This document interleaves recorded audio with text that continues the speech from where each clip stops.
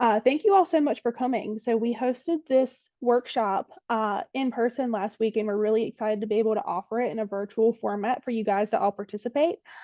So we're going to be talking about communicating your research to a non-specialist audience. My name is Caitlin, and I'm presenting with Candace. So like I said, my name's Caitlin. I'm a third-year PhD student in biological sciences. I study internal rhythms of intertidal organisms. Candace, you're on mute. My name is Candice D'Souza, and I'm a first-year PhD student at the Cato College of Education studying counselor education and supervision. And my research focuses on disability and neurodivergent affirmative therapy practices and inclusion of marginalized communities in multicultural counseling. Perfect.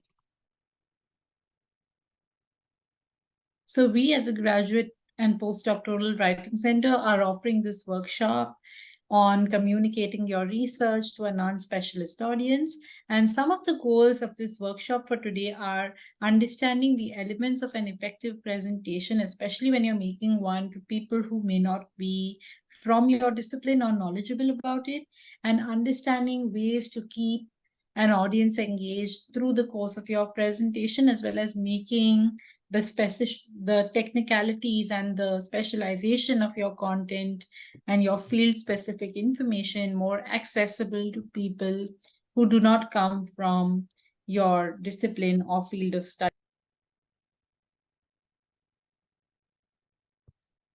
So we are going to describe the process of research in a more layperson friendly manner through the course of some steps. The first step being knowing your audience. So usually you'd want to consider with whom you're speaking and where you're speaking. So depending on whether you're speaking at an academic event that has an academic audience, or whether you're just discussing your research with family and friends at Thanksgiving, you'd want to change the choice of words, the tone, whether it's formal or informal, and the way you discuss your research. Caitlin will now supplement that with an example. Yeah, so throughout the talk, I'm going to be, while Candace is going to be providing steps, I'm going to be providing examples of how you can implement those steps into your personal talk that you'll be giving. So Candace and I are doctoral writing fellows. We're giving this presentation to graduate students and postdoctoral researchers. So we understand that we can use language that's common amongst grad students and postdocs, but we can also use language that's broad enough for everybody across all disciplines that are represented here to understand.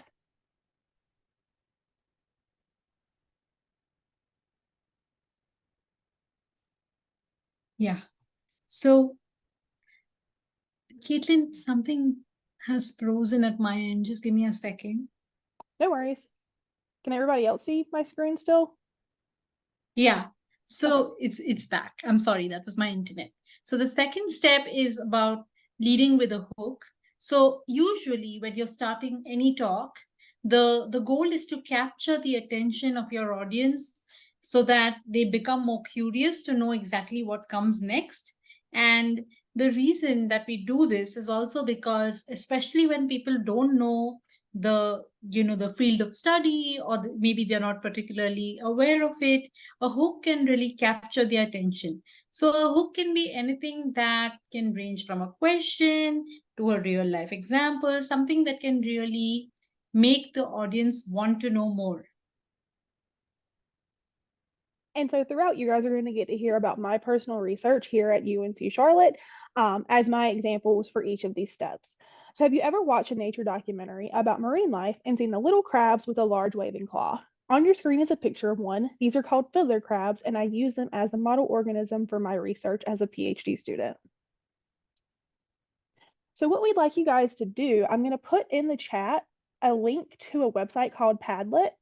We'd like for you guys to take about 5 minutes to use this website and write some ideas down for your personal hook. So what I'm going to do, spoiler, don't look at that. If you've never used this website before, basically you'll go to that link and you'll hit this plus sign and just type your thoughts down here.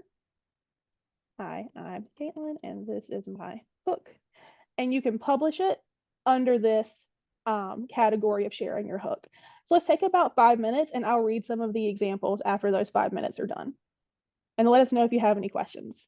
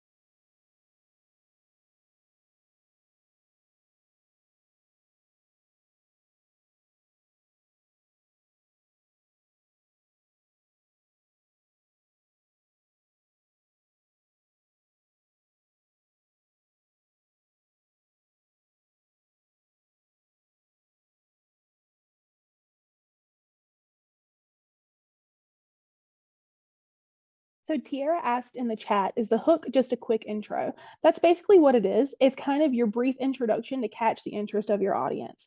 So like I used a question. Most people have seen some sort of documentary. And so that kind of helps connect with your audience and get them interested in what you're going to talk about. Some examples that we had from the workshop last week included like statements. So one person was like, did you know in 40 states in the United States, child marriage is still legal? And so you can use a really shocking fact or something like that.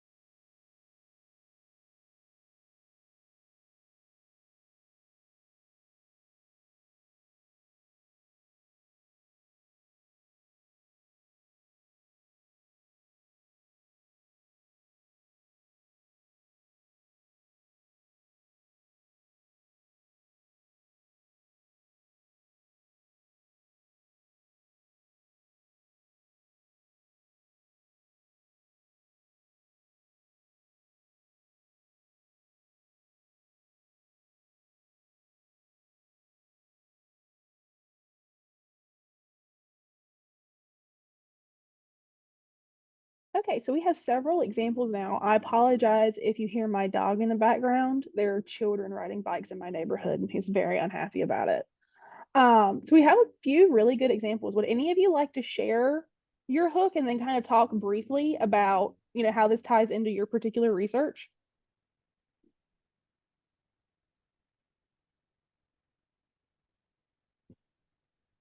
So I can go, and if y'all hear my dogs in the background, I definitely understand. So mine was, what's the difference between equity and equality?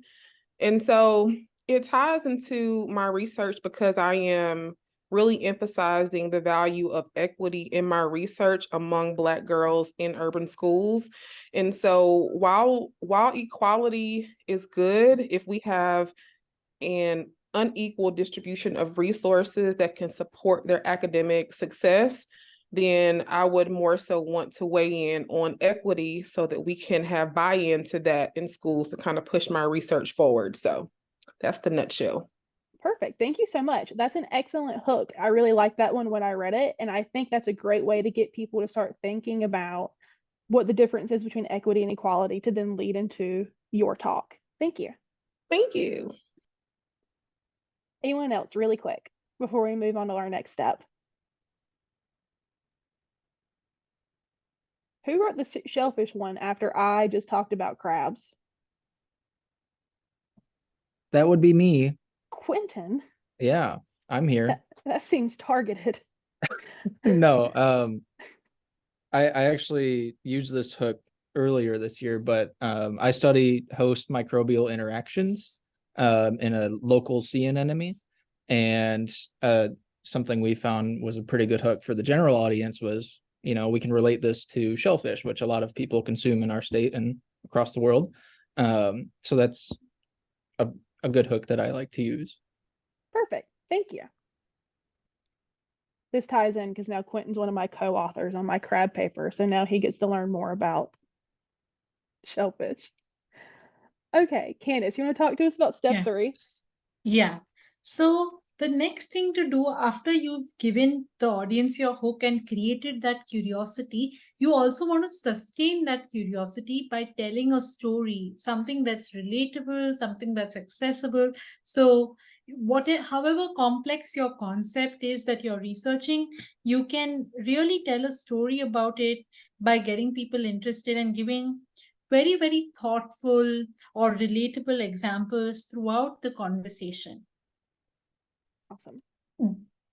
So fiddler crabs are intertidal organisms that live in estuaries. So here on the screen is a picture of an estuary. This is my field site that I do my research in down in South Carolina. These are really dynamic environments that deal with constantly changing conditions, such as changes in the tide, temperature, pH, salinity, so on and so forth. And so these crabs have to adapt their behavior throughout their life cycles to deal with these constant changes in their environment.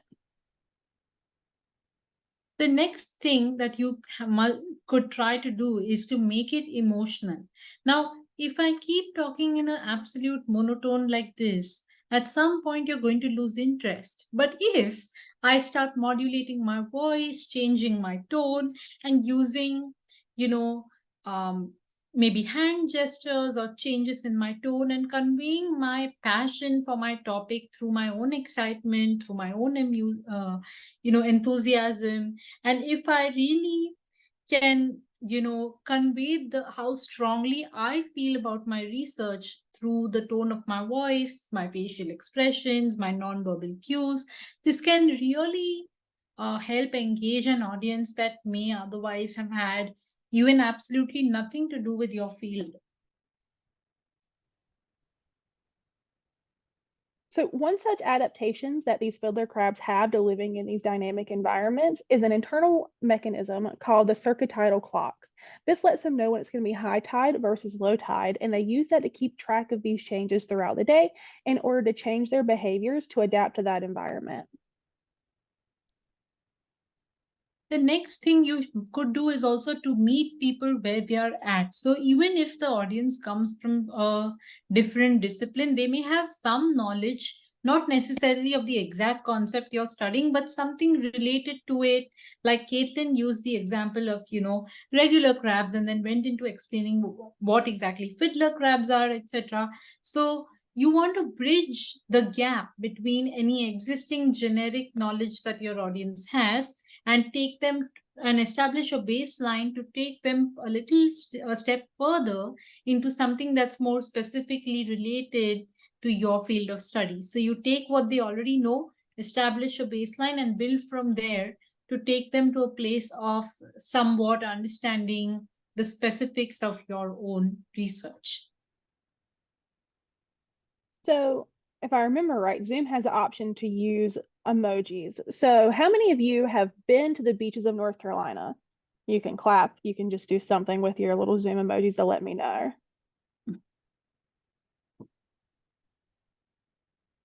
Have none of you been to the beach? There we go. That's what I'm talking about.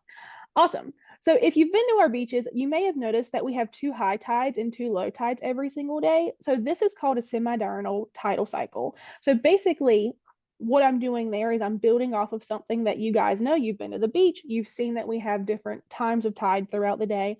And so the actual technical scientific term for that is semi-diurnal tidal cycle. So you'll see we have these peaks and dips throughout the day. And so we have 4 different changes in our environment. And so these crabs have to deal with changes basically every 6 hours. And so that's something that they use that clock in order to modify their behaviors to adapt to those constant changes. So now let's go back to the Padlet and spend some time talking about some information that your audience might have that you can then build upon when you're giving your talk. And let me know if you guys need that link again. Actually, I'm just going to go ahead and share it. There we go. And we'll do the same thing as last time. And I'll ask for you guys to share your information. Spoiler, don't look at that. After the 5 minutes is up.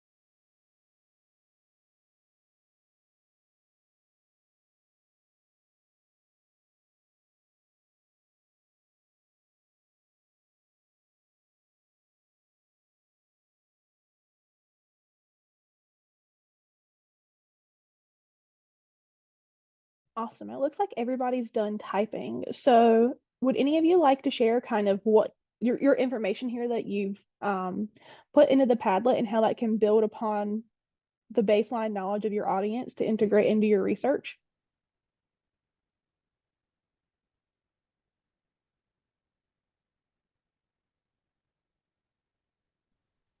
I'm sorry, could you repeat that? Absolutely.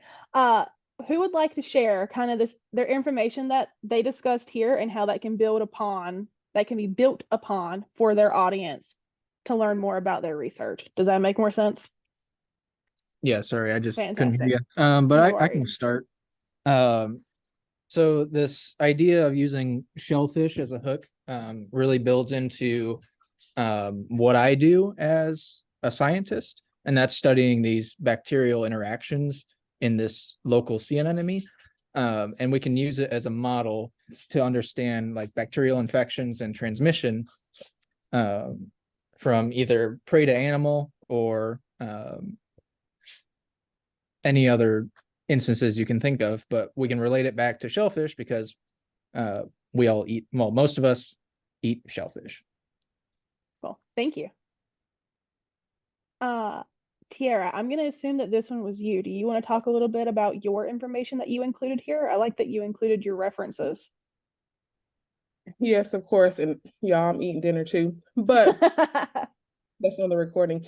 But I would add here that I just want people to, if you did not know, to start thinking back about the trends and kind of the recurring patterns that this population has experienced in schools, and maybe start thinking more social justice oriented, more solution focused, because the problem has persisted. So how can we move towards more equity-based solutions for these girls in school so that we don't have to continue with 6 more decades of this in schools to provide them with a better learning experience? Yeah, thank you so much.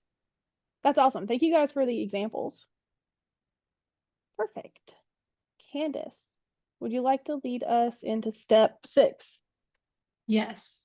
So the key to making an effective presentation about even the most complicated content is to use very simple everyday language and real life, real world application type examples like the ones that Caitlin and some of the people who shared in the chat before on the Padlet before have used. So for example, you may want to use things that are very simple related to, like, somebody was talking about emotions, somebody else was talking about like the general experience of going to school for Black women. So really real world topics that are related to your research and that are common knowledge would be helpful for people to draw analogies or make sense of a metaphorical allusion to what it is that you're trying to say, but in simpler, more relatable terms.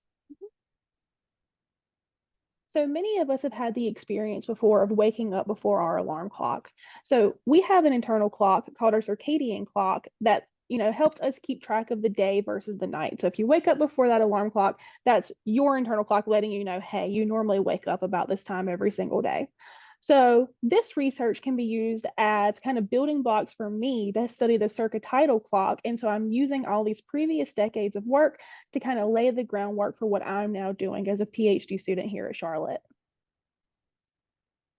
The next is to, like the slide says itself, to use text only when you absolutely have to. Now, the key takeaway here is if you put too much text on your slide, it can really distract your audience because their attention will get divided from the content that you're trying to convey verbally, which may go over and beyond what's on the slide, as well as taking notes or getting distracted by what is on the slide.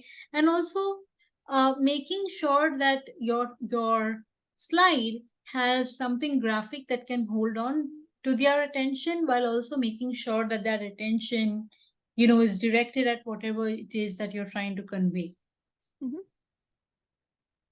And if you happen to be an ecologist like me and work with a system that has a really unique life cycle, you can use something like this that has an animated aspect to it to kind of discuss that life cycle. So male fiddler crabs use their major claw in order to attract females. Once they've attracted those females, they'll then retreat down into their burrows to mate. Females will then extrude an egg mass, and she'll stay in that burrow for about 2 weeks before returning to the surface to spawn. Those offspring are called zoea, which will then transport out into coastal areas where they'll metamorphose into what's called a megalope, where then they'll return into the coast, into the estuary in order to develop into adults, and the life cycle will start over again. Engaging your audience. So, like we said, right from the beginning, the effort of a good speaker is to make sure that their audience remains engaged and that the enthusiasm and engagement with which they approach the beginning of the presentation and that level of energy sort of sustains throughout the presentation. Now, if as a speaker I go on speaking and overload you with content, you might get distracted. So the more effective way to make sure attention is sustained is to give people breaks. Breaks in the form of activities like maybe pair and share, or maybe brainstorming activities, putting them into breakout rooms if it's on Zoom, or maybe if it's in person, you give them something hands-on and physical to touch. Like, for example, when we did this same workshop in person, Caitlin actually brought her preserved crab samples to the workshop. So depending on whether it's online or offline, you can really figure out what activities or what kind of hands-on application you can use to give them a break from, all the verbal content and capture their attention. So like Candace said, when we were able to have this in person, I have these preserved specimens of each of the life stages of my crabs. So I was able to hand those out to people, and I really like to bring those as like a visual representation of the organism that I'm working with, because most people don't know what they look like in real life. And so an example of that are these embryos here in this picture and these larvae here in this picture. So these are two different life stages. And so now I'm going to talk to you guys briefly about those life stages. So upon hatching, these little guys right here called zoea immediately start using that circotidal clock. So they are active during times of the tide going out to coastal areas, and they're inactive at the time where the tide would be going back into the estuary. So immediately they know to start using that clock. So my question is, when during development, as these embryos right here, do they learn that information so that they can begin using it upon hatching?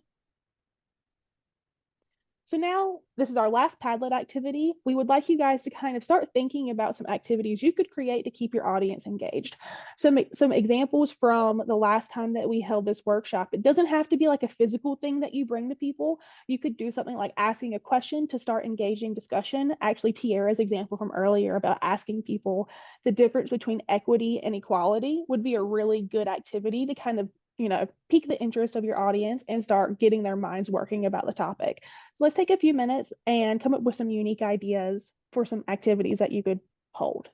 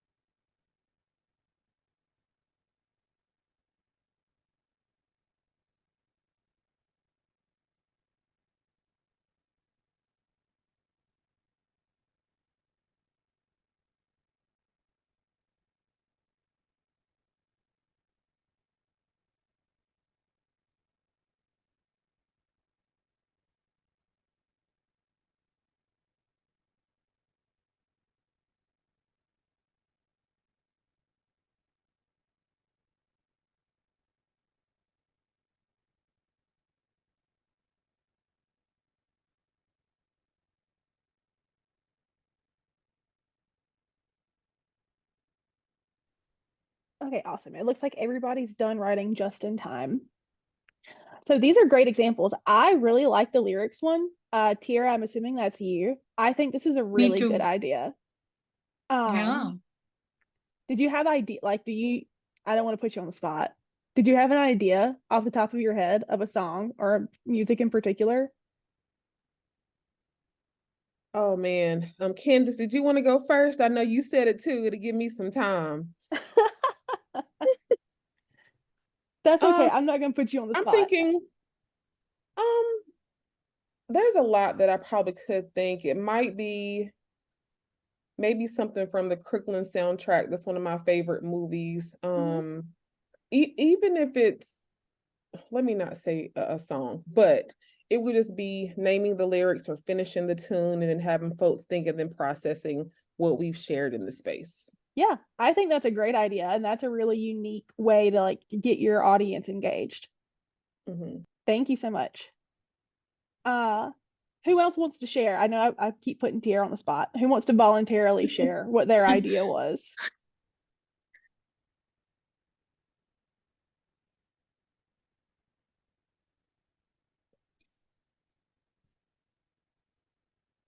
The person who wrote identity mapping activity, I'm really curious. If you don't want to speak it out, you can also put it in the chat. What does that really entail? Hi. It would be identity mapping would to be able to form identity outside of your performance. And so instead of using what, it would be who, and kind of identifying what that looks like for you in your current season of life. Thank you, Nicole. I know a little bit about Nicole's research interest, and I think that's a brilliant activity to tie into the kind of research that she's looking to do. Awesome. Thank you, Nicole. I appreciate it. Cool. Okay. Now we're gonna start rounding out. Candace, what's next? Yeah, so the next thing is to just be real. Like you can be yourself during a presentation, even if it's in a formal setting. Like when I say be yourself, I'm saying that, there is this misconception that through the entire talk, whether it's for 1 hour, 2 hours, or 3 hours, you have to be perfectly formal, academic, etc. But like I've seen with both me and Caitlin, whenever we make presentations, even if our content is very academic, I tend to use a lot of hand gestures. Caitlin uses a lot of examples that are very, very relatable. Sometimes we've used humor. So there are different ways in which you can really let your personality show through, even when you're talking about something really serious or academic, or maybe you're even talking about something emotionally intense for those of us in fields like psychology and counseling, but you can let the person you are, the educator you are, and the academic you are really shine through the examples and the way you present yourself. In particular, I found when I teach, I try to really connect with my students by like letting them know what the process has been like for me, like going from undergrad to like a working professional to now as a graduate student. And so one way I like to do that is talking to them about the process of being a graduate student thus far. So I'm a third year PhD student, and it's really taken me this long to really start generating, like getting data and getting answers to some of my questions. So if you'd asked me back in 2021 when I started this PhD, I would have told you that I'd have like 2 or 3 publications by now, and I'd be on like phase 10 of my research, but that's just, I was very misinformed. However, I'm now in the process of, analyzing my data and starting to answer those questions that I have so that I can then start moving into, phase 2 of my research. And this is a picture here of me attending a conference last year where I was able to start presenting like my very first set of results that I had for my research. And I'll be returning to this same conference at the end of the month to talk to them about phase 2, which is a really cool thing for me to be able to do. And finally, you want to build value off of your presentation. So any research that you do in any discipline will have some applications, a new perspective that it lends to existing bodies of research and knowledge, or something that ties into the real lives of people living their everyday life that may be related to your research. Like, for example, if you're a therapist like me, then you might want to put, hotline and counseling resources at the end of your presentation, or maybe you want to tell them the future implications on the real world. So if you're doing ecology research like Caitlin, you may want to talk about the consequences on the environment, etc. Something that really becomes like a take-home message of the purpose of your research, or something that your participants can use, especially those of them who may be from similar fields and want to take your research forward or apply it to their own study, etc. So in conclusion, my research aims to better understand the internal timekeeping mechanisms of intertidal organisms. The big picture of this research can tie directly into climate change, as warming temperatures can impact this really sensitive timing mechanism. Many fishery species that we like to eat, such as different fish and blue crabs, utilize this timing mechanism for, breeding, spawning, or for transport, and changes in how this clock works can then affect their life cycles. So that's kind of the big picture of what I'm working towards. And now we'd like to ask you guys if you have any questions about any part of this process. You can I don't unmute or have you any can put it in the questions. chat. This Oh, I'm has been sorry. helpful. No, this has been helpful. I just want to thank you all for your time. It's actually motivated me to keep going. So I appreciate this. Thank you. Thank you so much.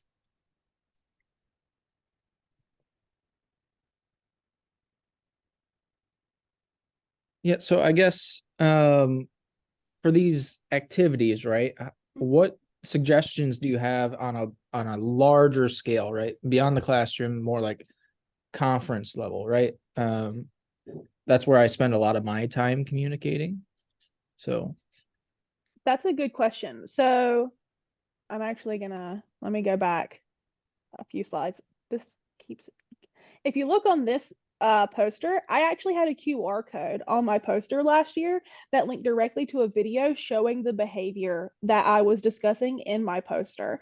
And so this was something that a lot of people found really interesting, because I would like describing it's one thing, but being able to see it was another. And so if there's something like that you can include, like a QR code to a YouTube video, or something similar, that's a good idea. Candace, do you have other recommendations? Yeah, like much like what Caitlin said, and if it's in the humanities, sometimes we use case examples. If it's in psychology, we may use actual cases and ask them, like, how would you go about this case? If it's something like public policy, you may want to do like a role play in terms of, if you were this person's lawyer, or if you were this person's therapist or social worker, what kind of intervention would you have wanted to use? What would have been your argument, say, in a court of law in favor of whatever is the request, PIL or request that they are filing in court, etc. So it could be anything that can really capture a larger group. You can also break them up into smaller groups, like we did at our in-person workshop for this one, and that makes it sort of more manageable as well. Another thing, so like going back to the QR code, I saw recently one of the people that are going to the SACNAS conference that I went to last year, they're going to this one at the end of the month. They also used the QR code to link directly to their publication about some of the research they were presenting on, for people that had additional interest in it. Yeah, I've used for like the publication, I've used that before, and I also used it for the lab as well. But that's a good idea, including like supplemental information, right? That's a great idea. I love it. Thank you. No problem. Thanks, Quentin. Anyone else? Other questions? I have a question. Yeah. Because we've talked about this before, and it's such a difficult thing, is this last step.